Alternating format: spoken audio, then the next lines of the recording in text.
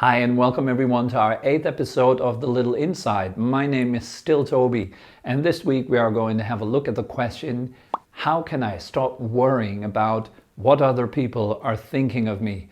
That is a fantastic question. Let's have a look at it right after the intro.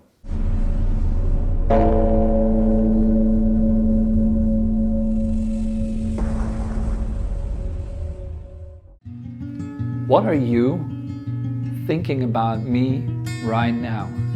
There are few possible answers that come to my mind, and to be perfectly honest with you, most of them are rather in the negative direction. And why is that?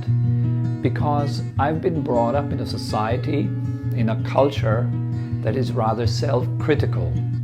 So we learn from early on, we learn that we are not good enough, we are graded, we are judged, we are compared to other students at school, we're comparing ourselves to our neighbors, and so we're constantly trying to display some sort of perfect outer image of ourselves, in a way like a photoshopped, perfect, glistening version of myself. This is what I kind of want to put out there. And so I'm hiding a very vital part of myself actually, which is that I make mistakes, that I mess up, that I have a whole lot of trouble in my own mind. And since I'm negating that, I'm kind of pushing it out of the picture. I don't want that, I don't accept it about myself. It manifests as worry about what other people are thinking of me. You see, this kind of worry comes from the simple fact that we don't really like ourselves. So we naturally also assume that other people probably don't like me as well. Suppose you are sitting down in a room alone by yourself, and your task would be control every aspect of yourself. Be absolutely perfect. Be your best. Be happy. Don't have any trouble, don't have any problems. What would happen? Now let's say you're locked into that room for an hour. You take that scenario. You're locked into that room for 1 hour and you have to constantly control yourself, always keeping yourself in check, knowing what's going on with yourself and always kind of trying to portray the best possible way, always being happy and so forth. Now that is rather stressful, wouldn't you agree? It's quite stressful to sit alone in a room and constantly needing to control myself. So I need to breathe perfectly, right? Sometimes people come to the retreats here in Phuket, and when I tell them, have a look at your breath in the meditation, just observing the breath, then usually most people don't really observe their breath. You might know what I'm talking about. They're not really observing their breath. They're actually trying to control their breath. So they make a problem out of their natural way of breathing. So far in their life, there's never been any problem with their breath, but then they start doing the retreat. And in the retreat, suddenly the most natural, most simple thing about our life can turn into a problem. Because we're sitting down, we're looking at it, we're finding fault, and we try to control it. So controlling ourselves, our body and our mind, is rather stressful. It can't be sustained. It is like a continuous tension. You're not allowing, you're not giving space, you're not letting go really. So the opposite of continuously being in a controlling mode would be to let go, to offer some space for yourself. Really, that would be one of the core elements of good meditation practice, is giving yourself space. It's very kind also not to be here as a control freak for a little while, but to actually be here as someone that just simply allows you to be here as you are, with no judgment, with no stress, totally easy and relaxed. You can just be here, you can just be yourself. This is fine, it's fine, you're fine the way you are actually. So allowing ourselves to be like this is easeful, it is nice, it is relaxing actually. Offering ourselves this space is very healing also.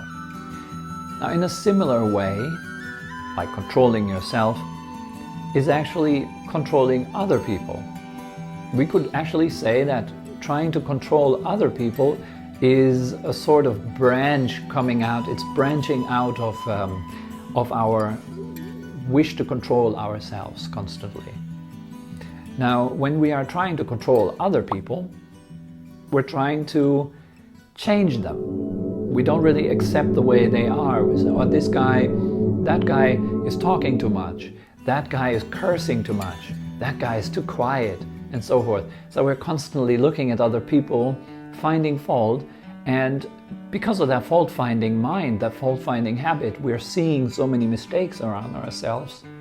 So we are then proceeding normally, if we have no mindfulness, no awareness, to control other people. We're trying to tell them what to do, how they should be. For some people, very passive-aggressive.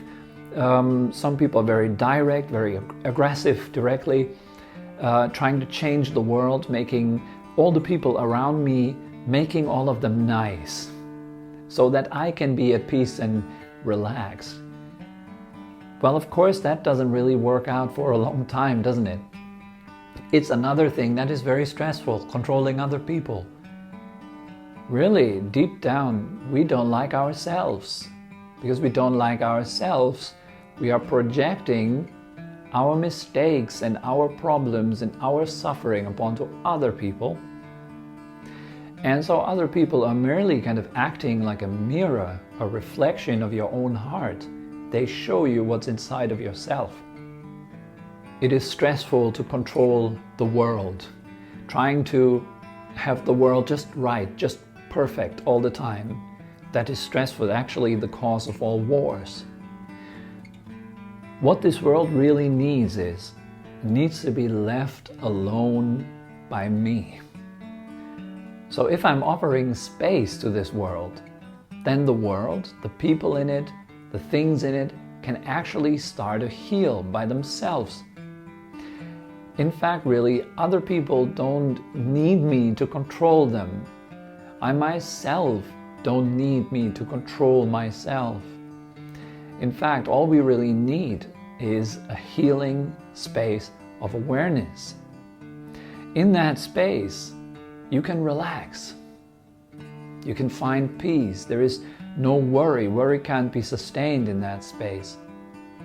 So in that space, naturally, you come to a deep sense of peacefulness and rest inside of yourself.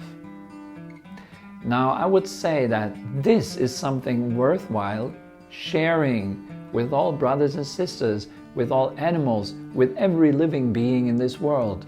Something worthwhile sharing would be your peacefulness, your relaxation, not your wish to control others, not your worries about what other people are thinking of me, but actually sharing your relaxation. Liberating the thoughts of yourself means leaving your thoughts alone. Stop bullying your thoughts. Stop controlling your thoughts. Leave them alone. For a while, just let thoughts not be your business. You sit down, if a thought arises, you see it, it's not my business. Now, you liberate your thoughts. You allow your thoughts to just pass, because that's what they actually want to do. They just want to go away. One thought comes after another. One emotion comes after another. One physical state after another. And you just give it space. Once you have mastered that, you can actually give yourself a lot of space. You will notice that you start to give other people more space. You allow them to think whatever they want. See, that's a nice thing actually. You give other people the freedom to be who they are. And if they want to be critical and annoyed and angry, they're allowed to be angry, they're allowed to be critical, they're allowed to be annoyed. They are allowed to be who they are. Now, in such a space, you'll notice that these people who are annoyed, who are angry, quickly find rest, because you're not trying to change them. You're not superimposing your own projections upon them, but you're actually just hearing them out. You give them space to be. Now, that is very, very nice. It's very healing for them. It's very healing for yourself. Now, that way, you can really solve this problem about worrying what other people are thinking of me. Actually, leave your thoughts alone. Leave other people's thoughts alone. Allow thoughts to be simply just thoughts. Give them space and you'll notice they lose importance. It's not so important anymore. What other people are thinking, what they're not thinking, and so forth. That doesn't matter anymore. What matters is that you're giving yourself a break, that you're giving other people a break. I have posted a little guided meditation over on SoundCloud for you guys that you could do if you like. The link is right here. If you want to do it, it's consisting of 2 parts really. The first part is liberating your own thoughts.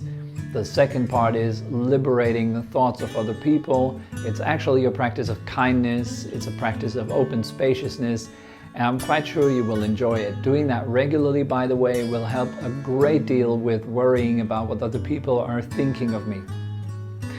So this completes the 8th episode of our little insight. I hope you enjoyed it. As always, if you have any questions or input for the classes, please just comment down below. We have our retreats here in Phuket going. Would be nice to see you one time if you can make it. We also have regular weekly classes here. They're free. You're always welcome to join. Would be great to see you in one of those classes as well. And for now, I think that's good enough for this week. I'm looking forward to see you guys next week, and I wish you a great day. Fantastic practice. Enjoy yourselves. Bye-bye.